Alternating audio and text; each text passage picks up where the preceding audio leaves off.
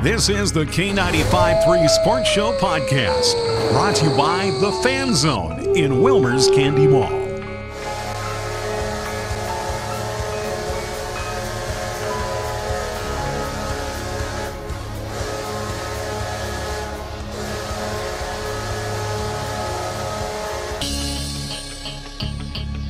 Welcome to the K95.3 Sports Show podcast. My name is Beau. I am your host. As usual, if you like what you hear, please hit the subscribe button. Also, if you're on your cell phone, hit the bell button next to it, and that'll give you your push notifications on your phone when I release new episodes every Wednesday. Also, please give a thumbs up that you like the video if you enjoy it. Also, if you have any comments, agree, disagree with what we're saying here on the podcast, please leave it in the comments section below on YouTube. Also like to thank the Fan Zone for being our sponsor. We appreciate you guys doing that. Make sure to head over to the Candy Mall and check out the Fan Zone and all the great products that they have there. Let's go ahead and get into our guest today. We've got our Twins expert, our Twins super fan, Mr. Tim Meyering. How's it going, Tim? Doing well. How are you doing, Beau? I'm doing great, man. Great to have you back. Thank you. And in the other chair, we have a sort of a reunion in a way. In a way, isn't it? Yeah. Back for the first time. Nice to be back in the building. Yeah. We got Dan Schell here. Weird that my key still worked. Yeah. Oh, man. This is going to be fun. Yes, thank you for coming in, man. Obviously, I've wanted you on the show for a long time because we're friends, but yeah, now we can. So let's have some fun and let's talk some Twins, some spring training. The boys are back in town. They're down in Fort Myers doing their thing, getting ready for the season. It's beautiful. I love it. It's perfect. Yes, Fort Myers. Woohoo! Yeah, I'm super excited for the baseball season, and so let's jump right into it. I think the $1 million question, which has been the $1 million question probably for the last couple of years, is Buxton and or Sano finally going to take that step to be who we thought they should be when we drafted them and what we've seen from them? And that's the big question, right? I mean, they've assigned some other players and whatever, but everything sort of relies on these guys to take the next step, Tim. Is that right? I mean, it's a lot of pressure on those two. But, man. It's supposed to be the future of the franchise. I mean, yeah, for the, second, third year now. We're waiting. And right. Sano certainly flashes of awesomeness. Well, already got an all-star game under his belt, you know. Yeah. So. And Buxton, same thing. There's no issue whether they're at the...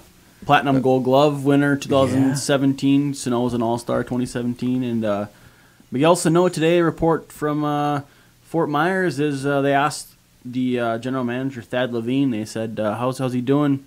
How's he looking? And they said, well, he's down a couple dozen pounds. Ooh. I did see a picture of him. Yeah, and I heard I haven't seen anything, but I heard that he's down. They said the reported weight is 29 pounds, and he's been on a crazy diet, and it's called like the flexitarian diet or something like that. Just wow. There's so many. There's hundreds of diets. Yeah, veggies, and he's just, as long as it's a healthy way to do it. Right, and he's been listening to coaches, and he's been doing a lot of stuff. Good for him. And they asked him to do that, right? I mean, after last year, there were some questions about his shape and how round the shape was, and asked him to lose some weight. And it sounds like he took it serious. Yeah, no, it's like I said, if that picture of him, you can definitely tell on his face that it's a lot more slender to it, and I didn't see a full body shot or like a before and after type thing, but just by looking at his face, you can tell. You can tell in the face. When you drop 30 pounds, you can tell quite well in the face. So, definitely. That's so good. That's that's a big part of baseball is the mental, and if he's taking it that serious, then that's exciting. Yes, and same with Buxton on the same side. You know, it's been mental for him. Mm-hmm. He's gained 22 pounds of muscle this offseason, they said. Wow. Byron Buxton has. I mean, the guy doesn't have much choice. I mean, the thing when you think about it, you got this new face in the dugout, this new manager, and I mean, obviously it sounds like everyone's on good terms, and I guess Buxton and Molitor didn't get along as well as people say, but I think Buxton's just trying to start off, shouldn't say start off fresh. I mean, the guy's been, they came up in 2015 I think it was, and this is his 4th or 5th year in the league, and every year it's like, oh man, what's he gonna do? And every year it's disappointment. Well, hopefully he can do something this year. You know, And as part of that, I mean, they have him on a plateau. Is it even attainable? I mean, the guy hits, who does Trout it matter? comparisons. Remember when he came up, it was Trout comparisons. Yes. Like, come on, man, let's not do that. Yeah, really. I mean, to his credit, but yes, he certainly has the ability to take that next step, Beau. Yeah, and I think one of the big things that we haven't mentioned yet that has been kind of inhibiting them to take that next step also is just injury wise. Mm-hmm. They each seem to be out for a stretch of the year. Mm-hmm. That's what I want to see first. I want to see some health. I want to see him staying on the field because you can't get better if you're only playing a handful of games a year. You take a look at Buxton. Let's see. Well, he did play 140 games in 2017, so that was by far his best season, but only 92 in 2016. And he was up for that entire season, wasn't he? He was up, and then he got sent down because he got hurt. And then they go down. Right, and he got sent down because he got the injury he had and all that. But, yeah, he was up. 2016, he started out as our center fielder. Mm-hmm. So, yeah. Oh, and I remember he got injured about mid-season, then he came back up and he had that good August, September, right? Mm-hmm. Same with 17, too. Yep. Yeah, everybody's like, ooh, this is what we've been looking for. Yeah. Right. Stealing bases, tracking down everything. Looking like... Hitting well. Mm-hmm. Looking like Torrey Hunter in the outfield, which is pretty crazy, so... Yeah, no, so that's I think injury definitely has a big thing to do with it, too. On that side. Yeah, you wonder if that, I'm sure they work with the guys, but mentally these athletes that for their career have been hurt on and off, how is it not in the back of your mind? I don't know, maybe it's not, and maybe that's why you're a professional. Right. You get to just put that away, but are you always kind of worried about it, especially when you do get hot? Yeah. Like, come on, not now, let me last. Yeah, each step you take at your house or something, or you're like... right, make sure that none of the kids' toys are laying around. Yeah, exactly. That's what I'd be worried about. Yeah, stay off the hoverboard. Yeah, exactly. So yeah, we'll see how it goes. We'll see how their spring training goes. Obviously, we'll talk about this more. We'll have a little more. We'll have a season preview for the Twins coming up when they break camp at the end of March, and then we can really talk to see what we see for them for the spring training. So, obviously, and some other big news with the Twins is last week the contracts for Kepler and Polanco. I will go ahead and take a step back and let Tim go off on his Kepler a little bit because I know he's not a huge Kepler guy. Okay, I mean, there's a million female Twins fans that will argue with you. Yes, but I mean, take it away from the guy. He is all he is really. Okay, people will argue about the whole German. He's a international player. He's still coming onto his own. He did. I did see. Yeah, he did. Yeah. He didn't start till really late in his life playing baseball. Right, and he's only played baseball for so long. But the guy, he's a good fielder, but he just can't. The hitting just isn't there for me. I mean, okay, so he has in 2017 he couldn't hit lefties to save his life. I mean, the guy hit 140 against lefties for the entire year. Last year he came out and hit lefties really well, but then he didn't hit righties. The guy hit 224 last year, and you gave him a $35 million deal. I don't really see much come out of that, but then I also saw the new stat, the WAR, wins above replacement. He's got a 2.0 WAR. Everyone's like, oh my goodness, the whole WAR there. Yeah, awesome, great. Let's see it translate into the season. Let's see him put it all together. I mean, I hope he does well. Obviously, I'm a fan. I hope he does well, but I think they kind of jumped the gun a little bit. What do you think, Dan, about that? I mean, it's hard to say. There's something about him being a fan favorite, and that was my part of my defense of Joe Mauer the past many years. Well, I agree with that. And not that Kepler's not putting people in the seats like Mauer did, but there's something to that with him being such a fan favorite. I don't know. It's such a new regime, and clearly our manager has the coolest manager name in all of baseball, right? Rocco Baldelli. For sure. And apparently he's all about, you were talking about the new the WAR and all the statistics and all this analytics that maybe the Twins haven't been as into as some of these other teams, and apparently Rocco's all about that, and the Rays are known for getting into all that crazy stuff. So maybe he'll know how to use Kepler a little bit different or something like that. You just never know. And I'm all for it. And I'm just saying that his on-base percentage and his batting average are not translating.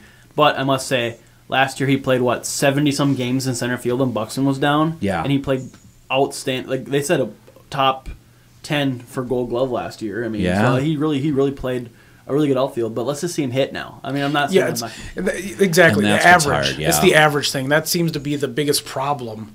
and he goes into slumps like crazy too. Yeah, with Kepler, with Sano, with Buxton, is the average. You know, like I remember growing up in the 90s, when the 91 series and stuff, like if there was somebody in your batting lineup that was batting like under like 250, what the heck? random corn syrup ad from this website. Nice. All right. Anyways, but back in the early 90s, let's mute the computer. Back in the early 90s, if you had somebody batting under 250 in your batting lineup, Liability. Yeah. And I'm not saying, and it's just not the Twins either. I mean, that's the entire Major League Baseball. Sure. It seems like hitting is just average is just down. I don't know what that is. I don't know if it's from people trying to do more power or where do they get that. But I agree with Kepler and other Twins. It just seems like we got like half of our team is batting between 220 and 240. Yeah. You can't win. Isn't it like weird though? Like Tim, would you say like 25 years ago, you didn't have guys batting 220 and hitting 37 home runs, and you see that now. That's true. So I think they forgive the batting average maybe more than they should. Right. Even. It's feast or famine, all or nothing. That's really what it is. I mean, these guys, like when I come up, remember like Jeremy Burnitz, Jose Hernandez, those guys like that. My dad always mentions Rob Deere. I don't remember Rob Deere, but hit like 199, 200. They hit 40, 50 home runs, and then they're out of the league in 3 years because I mean they didn't have any. Not a lot of value. You know what I mean? And if you yeah. didn't have any, if you had a down year, quote unquote, of 25 home runs, you're not going to make the team next year. You can't hit for average. You're not going to make the team. Yeah. But now it's all about like an analytics thing. If you can hit a ball far, you get the guys on base in front of you, you can hit 220. I mean, it used to be pedestrian to have a 240, 250 average, like Beau was saying. I mean, that's not a good average, but now they're like, oh, he had a decent line last year of 231 with 41 home runs, and that's passable. Yeah, and 100 RBIs, and so they'll forgive the 230. It is crazy. It is an interesting time in baseball. It's really the game you watch looks the same as it does 20, 40 years ago, but there is so much craziness in the background now. Yeah. Right. And the stats, the computers, the everything. It's incredible. Yeah, no, it's just kind of I've been wanting to make that point. I've always thought of that over the last several years, especially getting into fantasy baseball over the last 6 years. You see the players and you're just like, people are just not hitting the average like they used to. And you see it in the Twins too, so yeah. It just and we seem to be okay with it more than we ever have, right, which is strange. And that's why I'm glad we signed one of the guys that can hit for average in Polanco. Yeah, I was just gonna say, let's get on. Yeah, sorry. Yeah, no, that's right. He's a good average hitter. I mean, the guy never he takes great at bats. I think he was third in the American League last year in the second half. I know it's kind of a weird stat, but last year in the second half because he only played 80 suspension. games because of suspension. Right. Yeah, I wasn't going to bring that up. Third in the league in pitches per at bat. So he likes to see the ball. He was fourth in the league in the least strikeouts for his position. I mean, the guys definitely can take good at bats. He has a good average, very good on base percentage. He's got a little bit of power, and he's a slick fielder. I mean, reward the guy with a good contract. I like that contract. Hitting and fielding wise, I mean, what do you think about him? I like him. I like him a lot. It's hard not to like for a middle infielder, and you get some good bat out of it. And great spark too. And I like him at the top of the lineup. I don't know about you, but Buxton's not a great top lineup guy for me because of the average. But yeah, exactly. But Polanco's hitting 280, 290. I mean, he's got some good speed. Put him up there, Yep, absolutely. Get him on base, and then there's a nice run of bats coming in the Twins order. We'll get to that. Right, and then the one thing that people argue about with this contract with him is you're rewarding a guy that just had 80-game suspension with a fat contract. So what does that teach players? Well, that's the way it is these days. You're on steroids, you get done. Bartolo Colon's been pitching for 20-some years. He got collected to steroids. He's getting jobs. I mean, people they really don't care. We're just doing what everybody else in sports does. Right. Yeah, that's true. And Polanco said no, it was a tainted supplement or whatever. Who knows? Of course, that's what they say. But who knows? Right.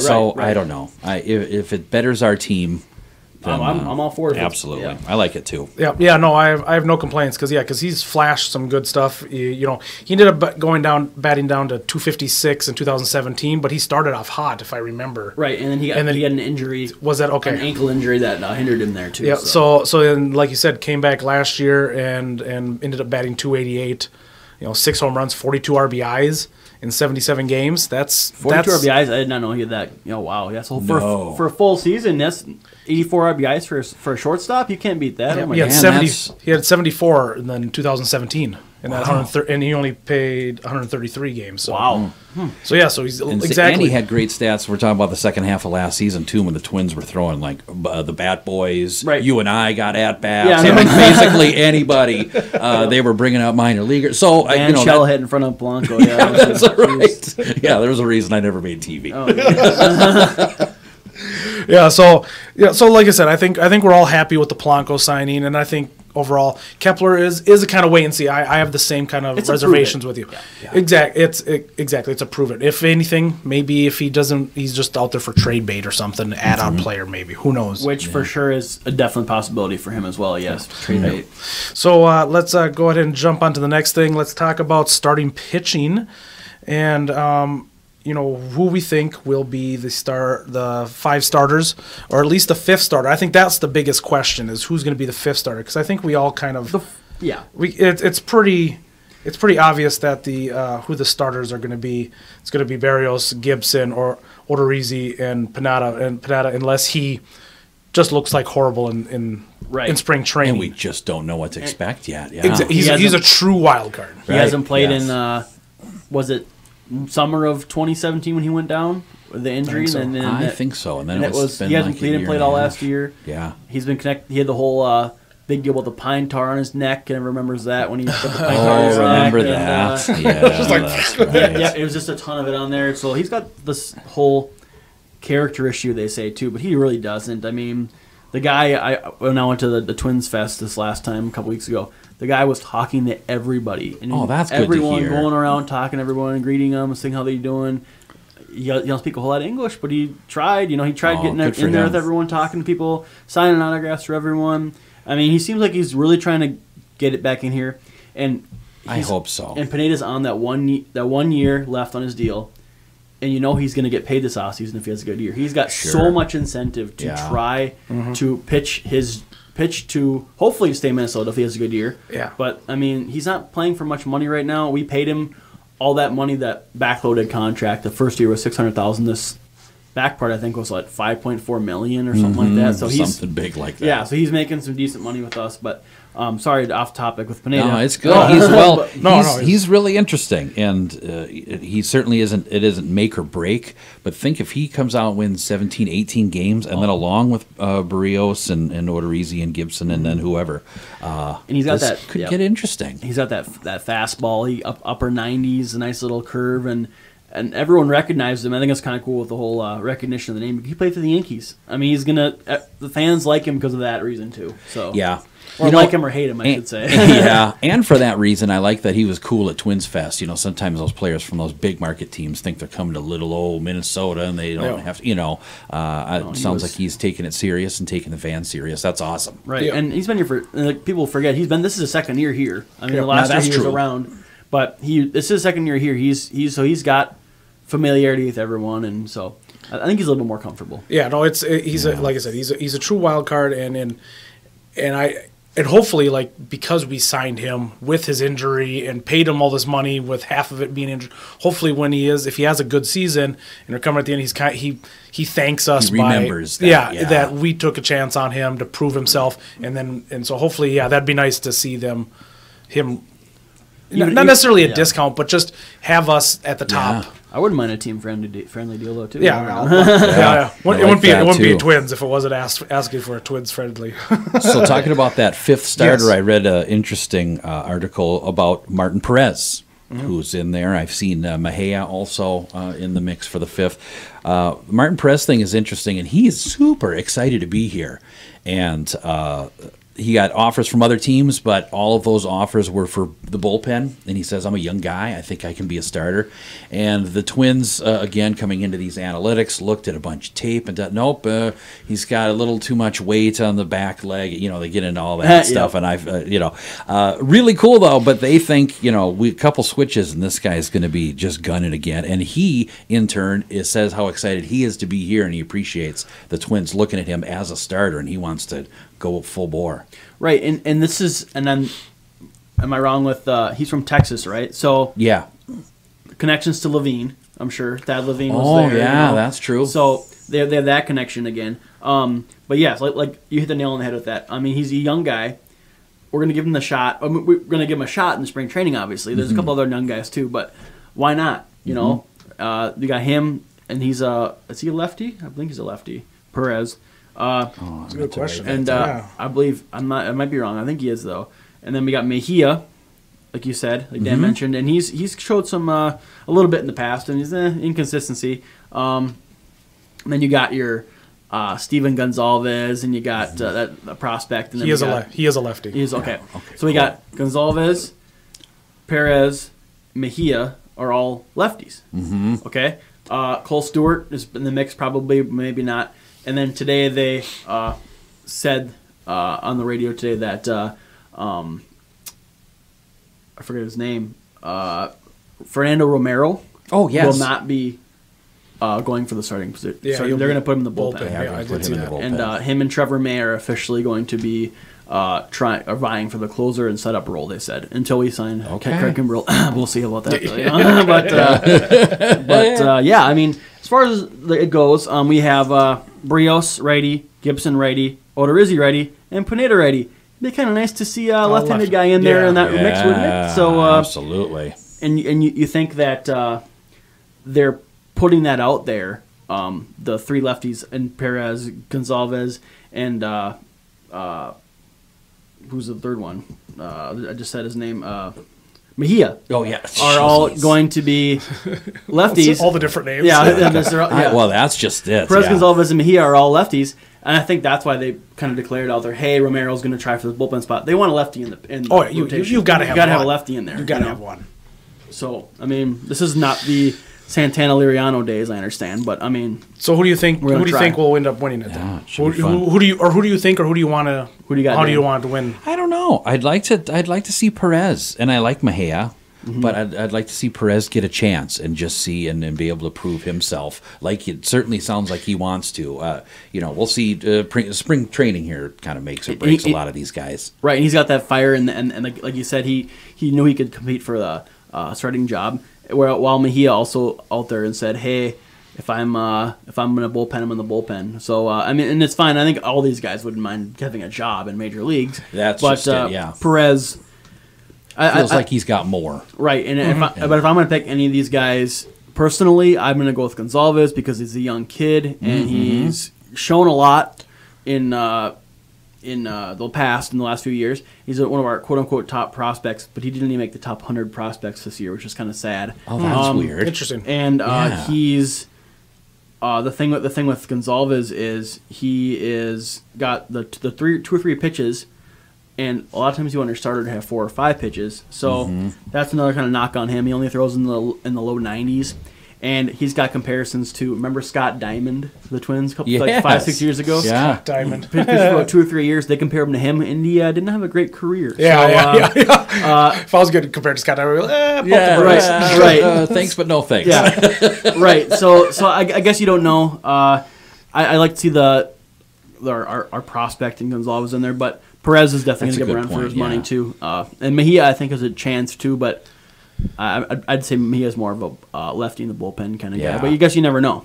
You never know, and I kind of like going into it with that last spot or even last 2 spots open. It makes some guys fight and not get comfy and not think they're just a shoe-in. They got to go to spring training and mow some guys down. And plus, if you're fighting for that and you miss the 5th spot, you want to still be showing that you went down with a fight, because you're gonna hopefully be that number one on the depth chart for if somebody goes down injured, that you step in for that person. For if or when Odorizzi just starts being horrible, like he was in the summer last year. So you never know. So exactly. So that's another great thing about it. When you got that many people fighting for it, then there are 3-4 people fighting for it, and then you're just adding people for the potential. So it will be good. So be fun. We've talked a little bit about the bullpen. That is going to be interesting. I think it's going to be really interesting to see how the whole spring training goes with that, because I don't think we have, like you said, We need to sign one or two people guys. slotted. I think. I mean, exactly. Yeah, right, Beau. They don't have people slotted in there. Who are you going to say right now to be our setup man and closer? No one knows. I mean, you have no idea. There's no proven guy in our bullpen. Where in our past we've had these closers in there, like every year they're like, Fernando Rodney, Matt Capps, John Roush, random, Joe Nathan. Guys that are every year step in there. But now we were lucky to have Joe Nathan that long. Right. Oh my goodness, it's blessing in disguise. But I mean, right now for our bullpen, they have guys like Trevor May, Trevor Hildenberger, and like I just mentioned, Romero is going to be vying for a spot. And these guys that last year, our bullpen last year was not good, but we have a couple guys that are pretty decent. Oh, yeah. But we still need some help. I think Addison Reed's still there. Yes. Oh, my goodness. I completely forgot about Addison Reed. Yep. Yes. Let's see. Who else we got? Taylor Rogers. Tyler Duffy. Right. Oh, no. No. Last year. What? So much enthusiasm for Tyler Duffy. I love it. Tyler Duffy, I think, gave up the most home runs per inning for any reliever in baseball last year. Yeah, he was horrible. He was horrible. And you got to be best at something. Taylor Rogers. Yes, but the dark horse here for the bullpen is Taylor Rogers. Last year from June 25th, I believe. Maybe it was July 25th. One of the 2 months.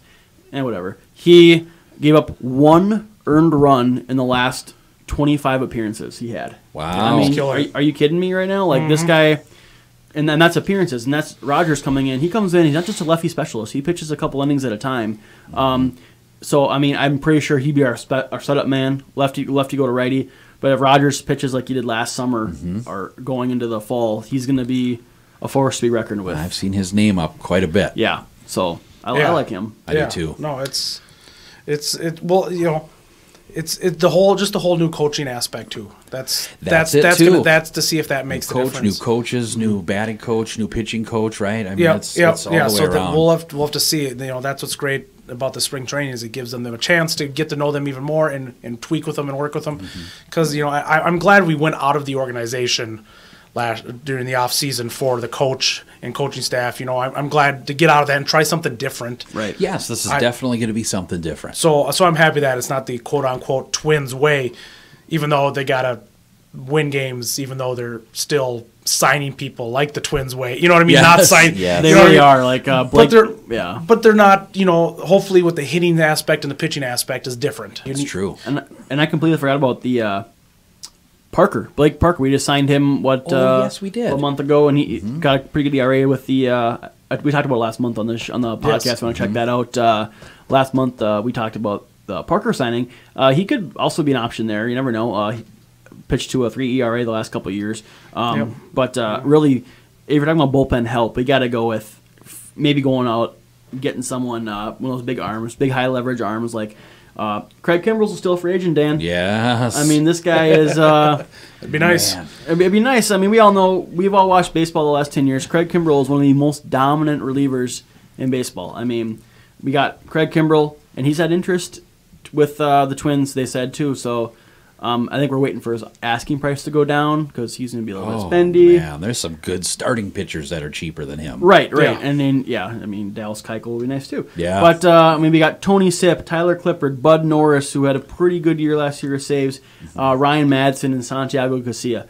All pretty good names that could help our bullpen, but they're all sitting on their couch, like all these other players, because of this whole contract issue that's going on in the league right now. It's crazy. And plenty of closer experience. Clippard, Bud Norris, a couple of those guys, Garcia and Kimbrell. Oh, yeah. With all the saves, I bet they have a couple 100, 300, 400 saves between all of them. Yeah. So.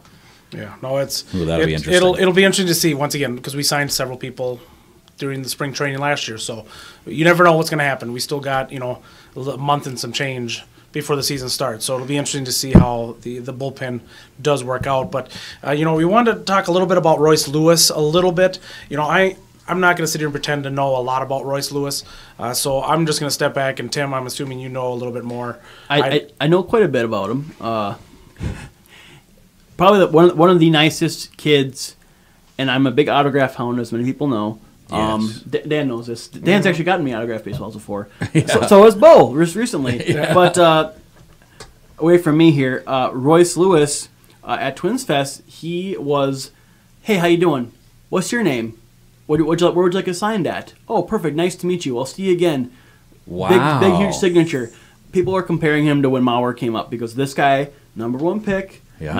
I'm not comparing him to, Joe Mauer. But a similar path up till now. Right. And other than the hometown kid aspect, this Lewis, he's on the path to media loving him, hitting at every level. He knows that the fans know who he is, which in the past you wouldn't really think that a lot of these prospects like, oh, who's that guy? But this guy's #1 pick. He's aware of what he is. Yes. I mean, we passed on Hunter Green to get him, and oh wow, it's really showing. Hunter Green's not doing well, and Royce Lewis is absolutely tearing it up at every level and playing elite defense. I mean, I don't know when he'll be up, but he's, as far as you say, is what Beau says his future goes. He's gonna be great. What do you think? That's exciting. I agree with everything you're saying. Yeah. Like I said, what I've known, what I've seen is that he is hitting extremely well. But of course, he's a shortstop, though. Correct. Correct. Yes. And we just signed Polanco for 5 years. Correct. Correct. And they actually said Falvey said that for the future that Jorge Polanco would slide over to second base. Okay, I was gonna say that's what I would have assumed out of the two would have been Polanco. Yep, and Polanco would go over second. Royce Lewis, he's just too good. I mean, some of those deep hole throws. I'm not going to compare him to Derek Jeter, but the jump throw to first base. But wait a second while I compare to Derek. Right. But if that's who popped into your mind when you saw it, then that's the deep throw. Phenomenal. The jump throw, like the Nomar Garciaparra slide in the deep short and throwing him out. That cannon of an arm, and he's 19. Are you kidding me? This guy, nice. And I'm not saying he's going to be great. Exactly. That's what I'm saying. Let's hold this. This sounds like 5 years ago talking about Buxton. Yeah, it does. It does. Exactly. It does. Yeah. So we got to develop him. That's the key thing. That's the key thing is the minor league. Our minor league coaching staff needs to develop them, and that's what I think has been hurting us in the long run with other players is that we get them and they look so good in the minors, but they can't take that step. So hopefully Lewis is up. I do like what I've seen from him so far, and he's got that potential, and that's all we can ask for, I guess. And the character too, which is big. Yes, exactly. That's big, especially for this. Maybe you can get away with the characteristics, the nasty characteristics in the bigger markets, but at least here, Minnesota. Yep, and don't you think you need to be? If you're in New York, you can be kind of standoffish and weird because they'll put up with it. But no, we want fan-friendly guys who are happy to be here. No, great point. Well, let's go to our last thing here and have a little fun. Let's guess the Twins' batting order for opening day. And then we'll come back to this and make fun of each other for how horribly we were off when it does happen. Yeah, right. True story. I would say that we have some of these players that are pretty predictable where they're going to hit as far as like Cruz and Sano and Rosario. But, I mean, as far as open day lineup goes, just want me to go down the list or what? Yeah, yep. I got I wrote it down actually. Shortstop Polanco. We just paid him. He's going to play every day. Yeah. Second base Scope. Yep. We just paid him. He's going to play every day. Yeah. And we didn't really talk much about Scope, but I like this guy. He's got a lot of potential. I like him too. And he had a lot of home runs a couple years ago. Had kind of had an off year last year. A little bit off year. He was traded to Milwaukee and whatever. But boy, just the year before that, he was smoking 27 homers and he killed the Twins. Yeah. 350 against us, I believe. Oh, jeez. So Polanco, Scope, Miguel Sano will be at third base on opening day, I'm assuming. If what they're talking like, I mean, he should be hitting third. Nelson Cruz, 38-year-old slugger, hitting 40 home runs a year. Slot right into the fourth spot cleanup. Eddie Rosario off his fantastic year last year, hitting fifth in left field. Max Kepler hitting sixth. In right field, I had either Kepler or Crone, 6'7", CJ Crone at first base. Mm-hmm. He should win the job. if you guys remember, he was non-tendered by the Angels, and we got him. He's by the or he was with the Tampa Bay Rays. I'm sorry, he was with the Angels, but then he went to Tampa, got non-tendered for some reason. That's right. Yes. And we got Crone and we got Austin. Both of those guys are really, I mean, good home run hitters, but we got to see some average there, you know. You could bring up a guy like the fan favorite Willie Astudillo, play all 9 positions in the field. But his I didn't know that. Yeah, he can. Yep, and he even played pitcher last year a little bit. Oh, I remember that. I remember that. But I don't remember all 9. That crazy hair. Yeah. Right. Yeah, and he's his best position is catcher. And we have Garver at catcher as well. But like I said, Castro's in his last year of his contract. He's going to get the playing time. Garver is probably going to come in there quite a bit. And then we got Astudillo. I'm guessing we'll probably make the team as the 25th man, but playing all over the field. So you got to include him in there too. Just got to mention him, you know. I mean, I don't think he's going to start, but he's fun and he's down there. And they were talking about how we get to see so many catchers because there's so many dang pitchers at spring training too. So they got to have 100 catchers. So we really get to see everybody play. Right, and then Buxton batting 9th because prove it. You can hit lead off once you prove it. Polanco can hit 9th. You just paid him. People think 9 and 1 is a big difference. It really isn't. You have your top speed guy at the top usually, but Buxton's got to prove it first, and he can go slide up to the top, I think. But yeah, I like it. You got to have him in the lineup, though. They kind of did it with that last year, and you can almost my batting order is probably the same as yours. And you can almost look at Buxton as another one ahead of Polanco. Get those 2 speed guys on, and then look at the bats that are coming with Scope and Sano, Cruz. Everybody, Rosario, Kepler's hitting. Yeah, I mean, well, we're hoping, but I think this is going to be pretty cool, and I'd see it the same way Tim does, and that's some nice meat through the middle of the order there. And one or two of these guys might not pan out, but I mean, if 4 or 5 of them pan out and they're hitting 25 home runs a year with a decent average, I mean, you never know. Yeah. Absolutely, and that's what they're saying about some of the signings with Nelson Cruz and Scope, and are they immediately going to change the team? They'll help, but if Sano and Buxton can be up to their potential, well, now all of a sudden with Cruz and with Crone and I would say on your lineup, it's pretty much what I got too. The only difference is I don't know. I could see if depending on his spring training, maybe Sano and Rosario flopping spots. Rosario at 3 and Sano at 5. I could see that. That's a really good point. That's what I have. That would be my first guess, and then otherwise, I think I've got pretty much everybody else. Let's see, then number 5. Then I got Kepler. Yep. Then I got Crone, Castro. Yeah, that's pretty much my only difference between yours. I think Crone is going to be an interesting one. Maybe. Right. Who knows? Maybe he could hit 2 and Scope might go down to 7. You never know. But what's Rocco going to do? What's his theory going to be? Is he going to try some new kind of funky stuff? Are we going to see a reliever to start the game like the Rays did? Or are we going to, I hope not. I don't want that, but I mean, analytics will tell you. So many people will not like that. Like they said at the Caravan we had here in Wilmer, they asked Gonzalez about the whole, what do you think about the opener? He thought him and Hildenberger both said, that's stupid. We don't want that to happen. Really? Yeah, they both said that's stupid. And then Jack Morris basically reiterated, that's stupid. Why are people thinking too much? It's like, Rocco Baldelli was one of the people that came up with it, and he's the manager. I mean, at the Rays, him and Kevin Cash, it's like, we're going to see it a couple times this year. I don't think they're going to adopt the whole thing, but it'll maybe be a couple spots.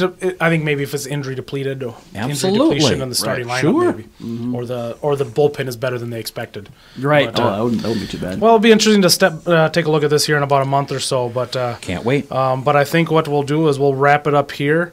We'll be doing the Twins season preview here in probably about a month. I'll give you a date here, Tim. And perfect. Actually, I'll give one to you too, Dan. Do you want to come back? I'd love to. Us 3 again do the season preview here in about a month and change? Yeah, then we'll have some answers to some of our questions. There we go. Perfect. Perfect. So I'll let you guys know the date for that. Thank you guys for listening, and make sure you hit the subscribe button. Make sure you check out the Fan Zone. Hit thumbs up and share the video so your fellow Twins fans on Facebook or Twitter or wherever can check out our podcast here. So absolutely, let's get that conversation rolling. Exactly. The boys are back in town, so let's get baseball season started. So thank you guys all again, and thanks, man. Yes, thanks for having me. Yes, and we'll see you guys next week.